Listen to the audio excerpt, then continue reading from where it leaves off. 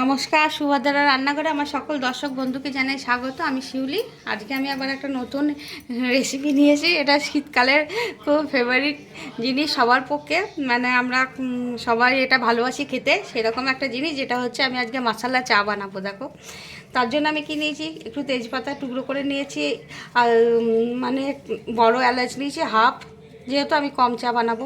3টে ছোটো এলাচ, দারচিনি, লবঙ্গ,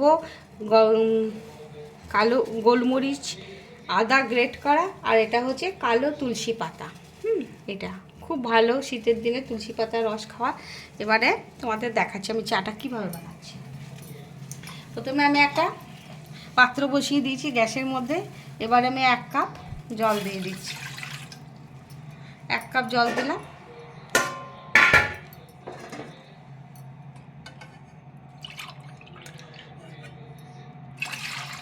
দু কাপ দুধ দেব। এই কাপে 2 কাপ দুধ দিয়ে দিলাম। 1 কাপ জলে 2 কাপ দুধ। এবারে দুধ আর জলটা ফুটবে। দুধটা আর জলটা খুব সুন্দর ফুটছে। এবারে আমি তোমাদের এই মশলাগুলোকে একটুখানি এর মধ্যে দিয়ে একটু থেতো করে নেব। এগুলো গোটা মশলাগুলো,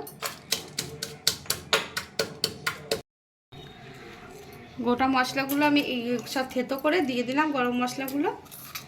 এবার একটু ফুটলে রসটা বেরোবে। আর কালো তুলসী পাতাগুলো দিয়ে দিলাম। এবার একটু ফুটুক।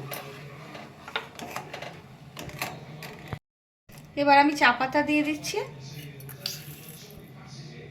চা পাতাটা একটু স্ট্যান্ডার্ড হলে ভালো হয়। লিকার চা পাতা দিয়ে দিলাম।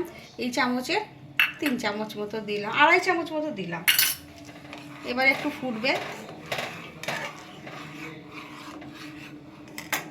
এবার আমি আদা গ্রেট করাটা দিয়ে দিলাম।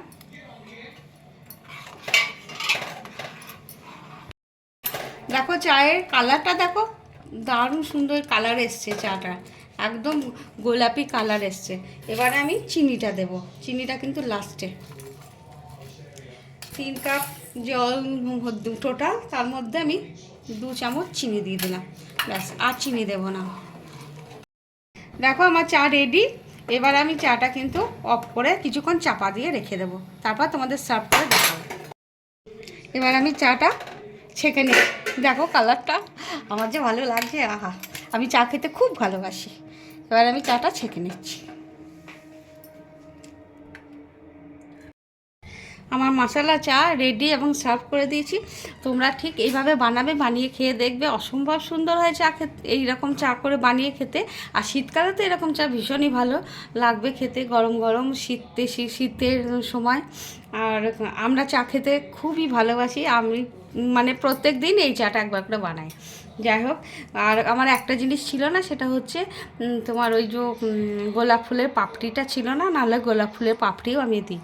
যাই হোক, তোমাদের কেমন লেগেছে আমাকে একটু জানাবে। তোমরা সবাই ভালো থাকবে, সুস্থ থাকবে। তোমাদেরকে সকলকে অসংখ্য ধন্যবাদ, অনেক অনেক ভালোবাসা। নমস্কার।